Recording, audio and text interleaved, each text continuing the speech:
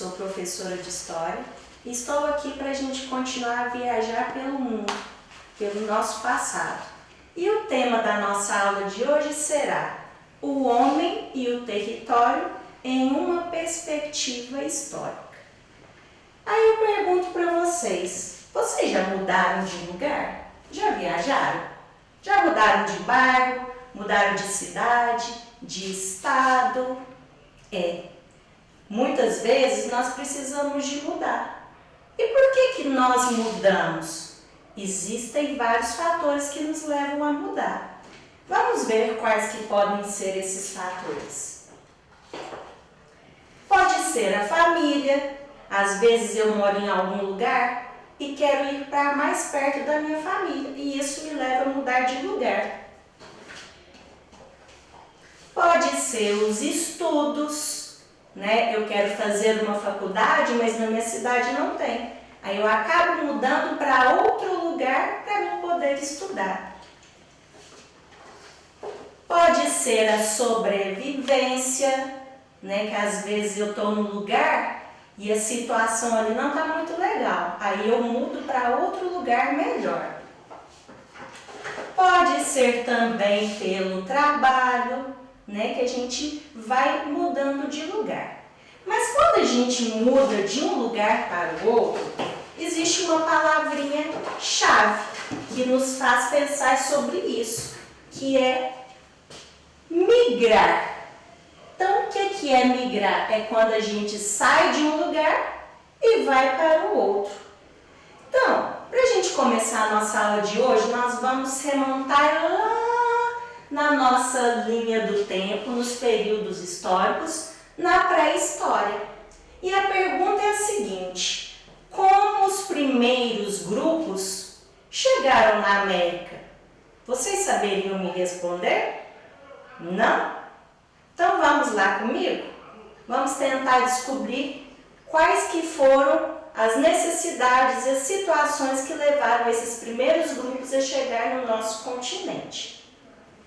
Nós vimos na aula passada que foi encontrado o fóssil de Lucy, né? Que é um dos fósseis de um australopiteco muito antigo que foi encontrado na África. Devido a esses dados, essas pesquisas que encontraram esses fósseis, é comum falar o quê? Que os primeiros grupos surgiram no continente africano. Mas o que levou eles a mudarem da África e para outros continentes?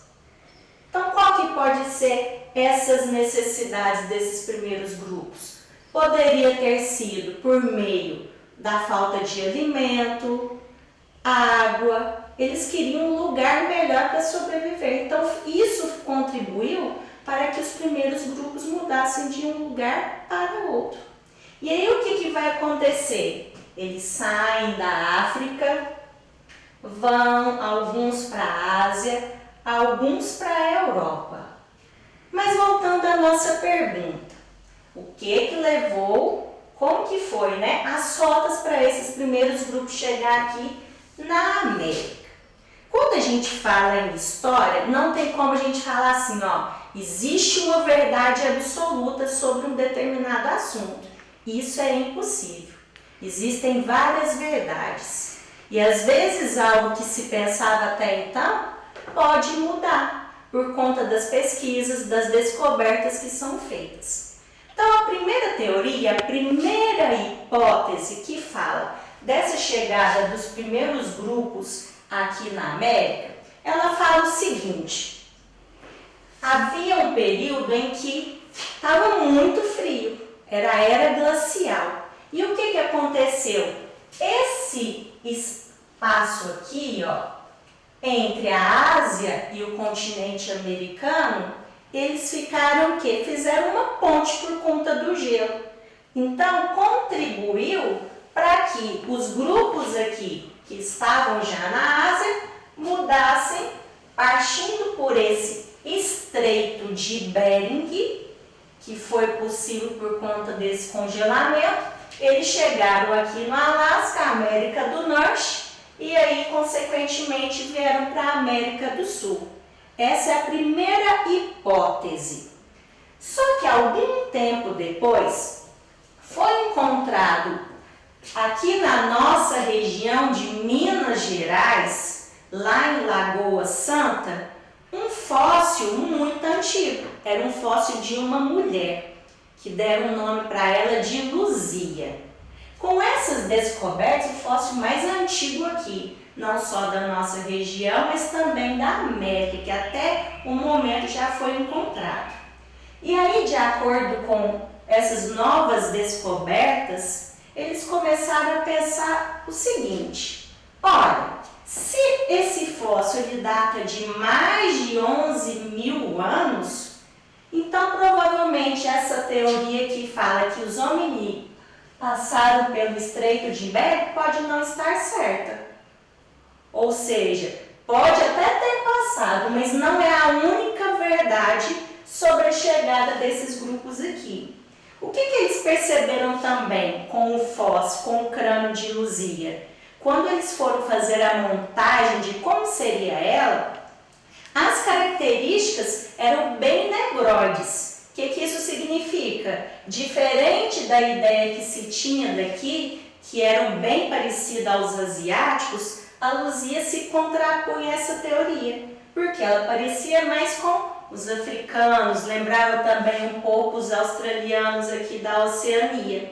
Então, dentro dessa ideia, nós temos a segunda hipótese. Qual que é essa hipótese? Esses grupos saíram da Ásia, navegaram em pequenas embarcações aqui até a Oceania, e da Oceania eles conseguiram o quê? Chegar até a América do Sul. Dizem alguns pesquisadores que foi por conta das próprias ondas, né, que levaram eles chegarem aqui por acaso. Então a gente tem essas duas teorias, essas duas hipóteses que falam para a gente como que chegou esses primeiros grupos aqui no nosso continente. Além desses fósseis que já foram encontrados na América, foi encontrado também outros artefatos.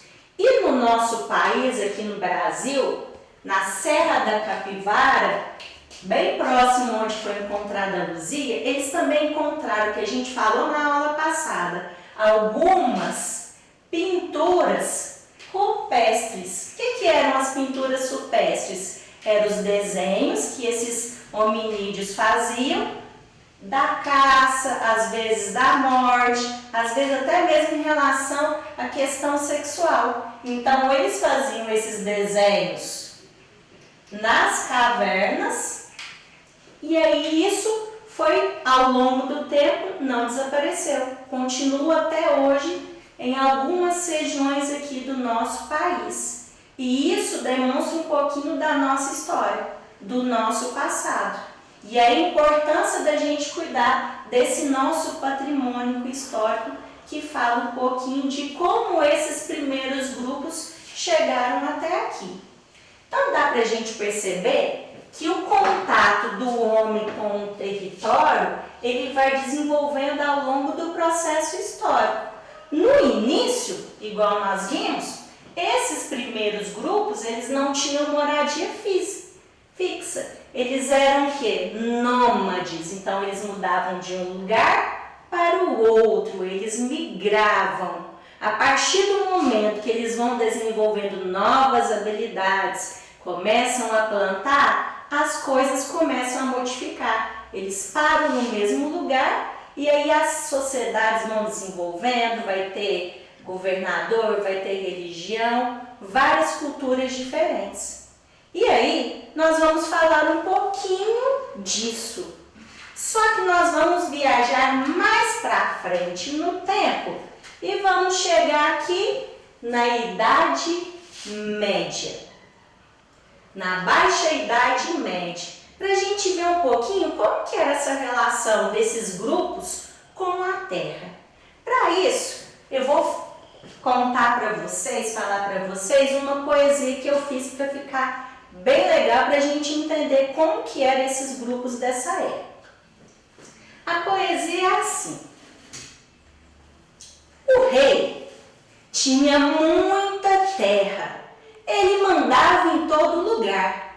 Mas um dia ele começou a indagar: como tudo vou administrar? E ele ficou então a pensar. E eis então que ele toma uma decisão. Chama um nobre para conversar, pois eram de sangue azul, descendentes de famílias importantes do lugar. Eles então firmaram um acordo. E o rei então falou: eu te dou a terra e protejo o lugar, mas em troca você vai ter que me ajudar. Se em caso de guerra eu precisar, você irá me auxiliar. O nobre, então, ele passou a mandar em todo lugar. Mas quem que ia trabalhar? Tinha os camponeses que foram para lá. E como eles não tinham como pagar, o nobre então falou: você pode ficar aqui, mas o negócio é servir e trabalhar. Mas não podemos esquecer também que havia a Igreja Católica. O clero dizia que a sua função era rezar, mas por trás disso tudo queriam ter poder e dominar. Curtinha essa poesia, só para a gente entender o quê? Que nessa época o rei tinha muita terra. Só que chegou num ponto, por conta das invasões, das disputas, o rei teve que tomar uma decisão. Como ele ia proteger todo o lugar? Então, qual que foi a ideia dele? Ele chamou os nobres. Quem que eram esses nobres? Quando a gente fala sangue azul, isso significa o quê? Que eram pessoas de famílias importantes. Às vezes nem tinha grana, mas a sua família era muito importante. Imagina só se o rei ia dar terra para quem era pobre. Ele não queria isso. Ele queria que a terra ficasse com pessoas que tivessem uma condição importante. A partir daí, então, ele vai dividir várias partes do seu território e cada território vai receber um nome, que é feudo. O rei continua tendo poder, tendo terra? Sim. Mas o que vai acontecer agora? Os nobres vão administrar o feudo que recebeu, ou seja, o seu território. Dessa forma, cada feudo tinha o quê? Tinha uma moeda, tinha leis específicas, tinha um senhor feudal, que era o dono do feudo, que tomava conta daquele lugar. E aí, além de ter o senhor feudal, nós tínhamos também os camponeses, que era o maior grupo da época. E a função deles era trabalhar. Então, eles trabalhavam na terra que eles podiam morar, trabalhavam na terra dos nobres e sempre eles tinham que servir. Não eram escravos, mas se eles precisassem sair desse feudo e ir para outro lugar, eles precisavam de comunicar ao seu senhor. Outro grupo importante que nós falamos na poesia é o clero. O que seria o clero? Seria o que a gente conhece hoje, o padre, o bispo, o papa. Eles eram responsáveis por cuidar da Igreja Católica, da religião, que na época, aqui na Europa, era a principal religião. Ah, professora, mas tinha outras crenças? Tinha. Mas as pessoas que tinham outras crenças, elas às vezes eram até perseguidas, mortas, porque a igreja queria controlar. E para controlar todo mundo, eles vão criar uma ideia, que é o teocentrismo. O que seria o teocentrismo? Deus seria a resposta para tudo que acontecesse. Então, se o camponês falasse assim: nossa, Eu sou pobre, eu não quero ser pobre. Imaginem vocês que ele achou uma pedra preciosa. Ele ia continuar sendo pobre, porque não podia mudar de classe social. E se um nobre perdesse tudo, suas riquezas, suas terras? Ele continuava sendo nobre, ele não mudava de posição. Diferente da nossa sociedade hoje, não é? Que eu posso ser rica, mas se eu perder tudo, eu vou mudar de posição na sociedade em que eu vivo. Então, era mais ou menos assim que funcionava. Nessa época, a base de tudo da vida deles era a agricultura, né? O que dava o sustento para eles. Mas qual que era a dificuldade? Lembra que eu falei que o feudo, cada feudo tinha suas leis e sua moeda?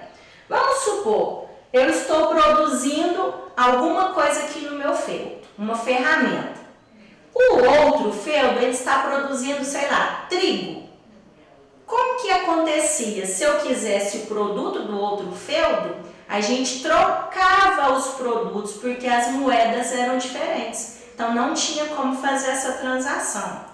Outro problema que tinha nessa época, as ferramentas de trabalho eram muito precárias. Então, às vezes, o camponês trabalhava e demorava muito para poder plantar, para poder colher. Era muito difícil. Nessa época, a maior parte da população vivia no campo. Mas o que vai começar a acontecer? Com as novas necessidades do homem, com as novas descobertas, algumas inovações vão começar a ser feitas nesse período aqui da Idade Média. Uma dessas inovações eu fiz aqui para a gente ver como que era. É uma charrua, um arado. Aqui ele era amarrado num animal que poderia ser um cavalo, um boi. O camponês segurava aqui atrás. E não sei se dá para vocês verem aí, era de metal. Então, olha a importância disso para a época. À medida que o camponês ia movimentando o arado, essa ponta que era de ferro ia fazendo sulcos, buracos, que facilitava na hora de plantar. Então, por exemplo, ele fazia o buraco, plantava e depois tampava.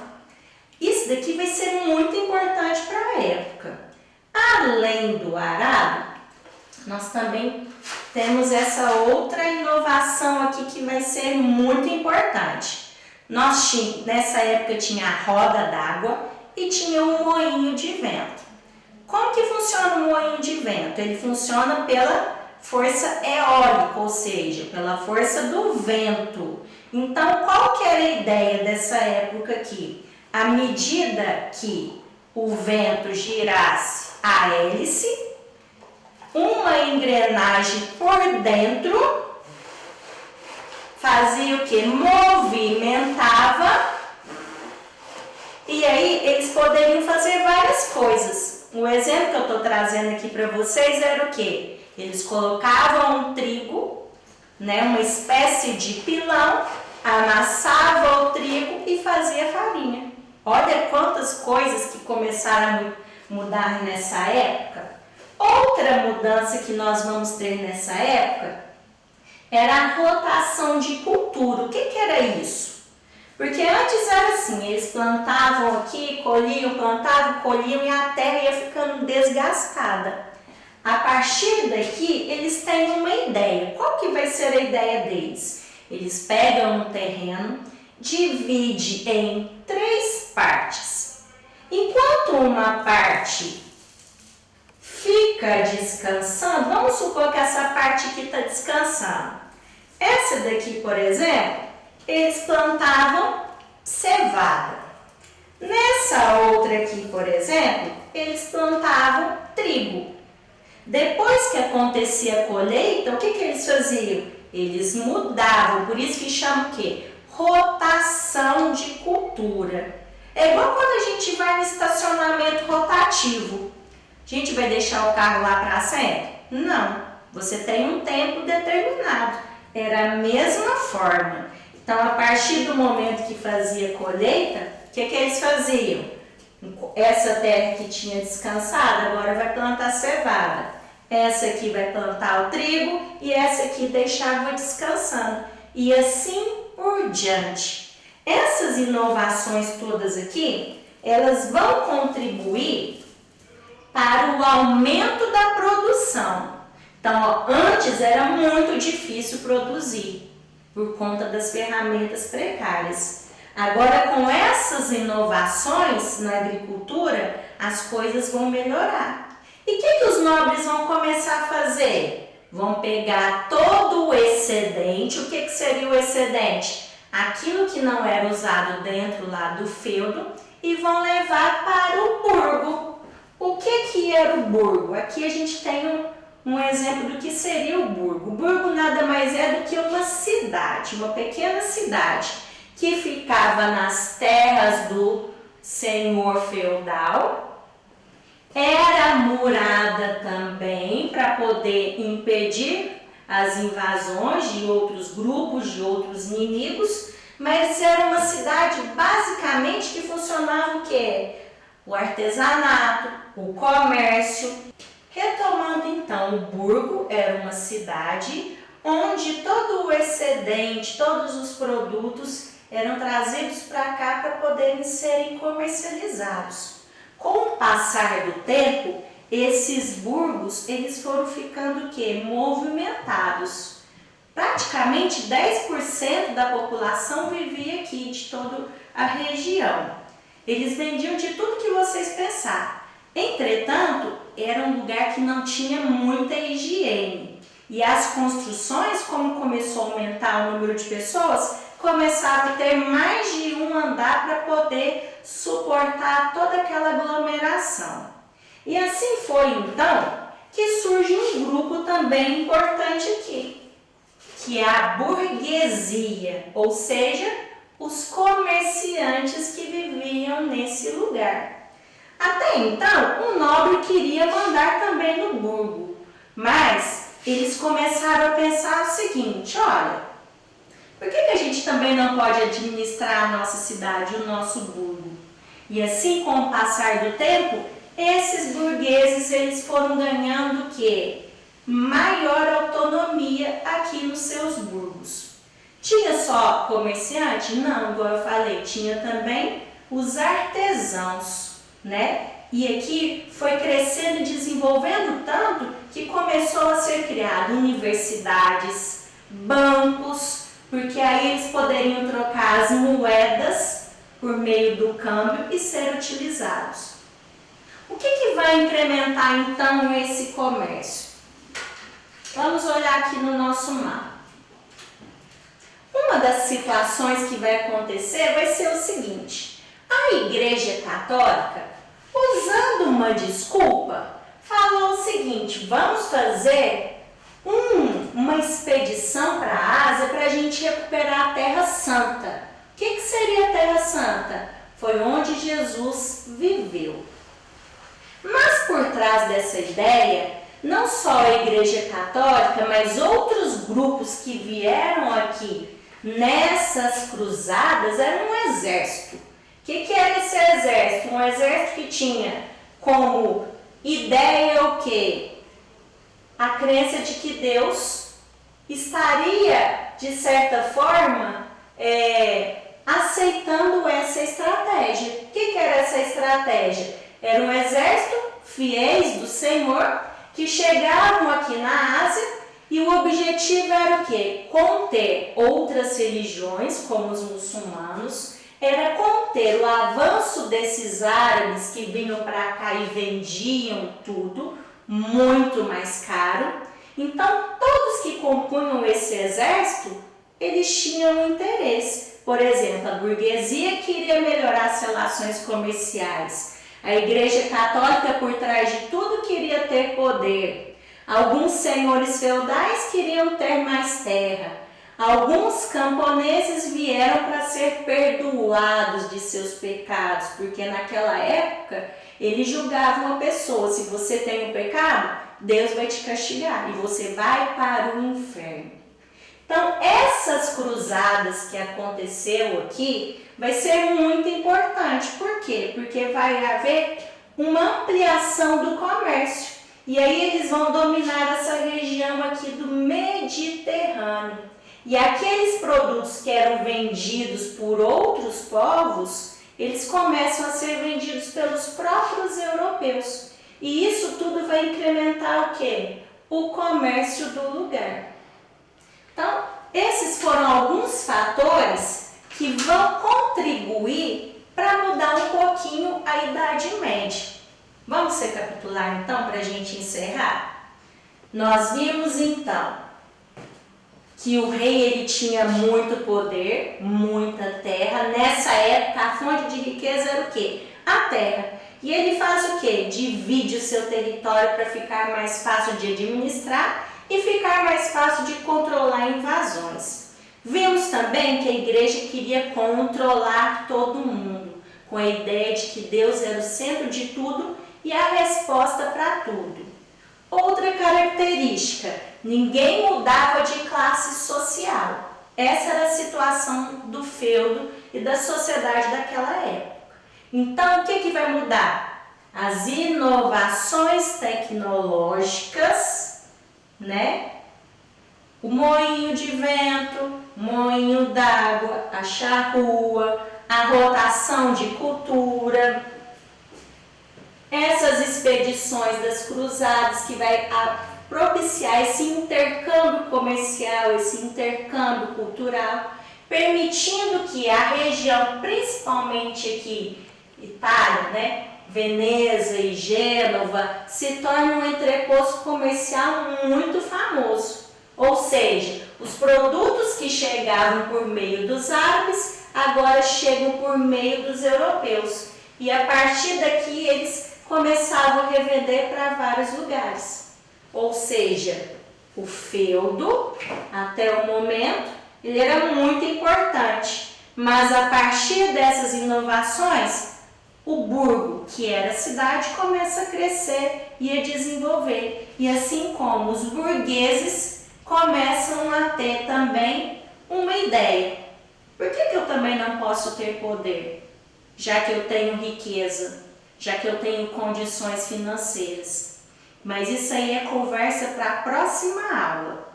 Vimos também hoje que durante a pré-história, os primeiros grupos migraram, saindo da África, indo para a Ásia, Europa, atravessando, de acordo com as hipóteses que nós vimos, ou atravessando o Estreito de Bering e encaminhando para outras regiões, ou por meio de pequenas embarcações, chegando até a Oceania e, consequentemente, até a América.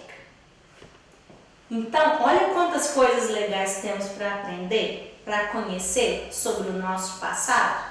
Tudo isso nos auxilia a entender como que estamos vivendo hoje, como são as nossas sociedades, quais são os direitos, os deveres que existem, a forma de governo. Vocês viram que mudou a forma de governo? Até então a forma de governo era o que? A monarquia. O rei não era eleito. O trono era passado de pai para filho. E, consequentemente, isso mantinha uma mesma família no poder. Agora, na próxima aula, iremos falar mais um pouquinho dessas movimentações, principalmente do contato do homem, desses primeiros grupos da pré-história com a natureza. O que vai modificando com o passar do tempo? E vamos descobrir outra coisa. Agora o rei não vai querer ter o território dividido mais não. Agora o rei vai querer mandar tudo novamente. Então, até lá. Na próxima aula temos mais assuntos para contar. Tchau, tchau.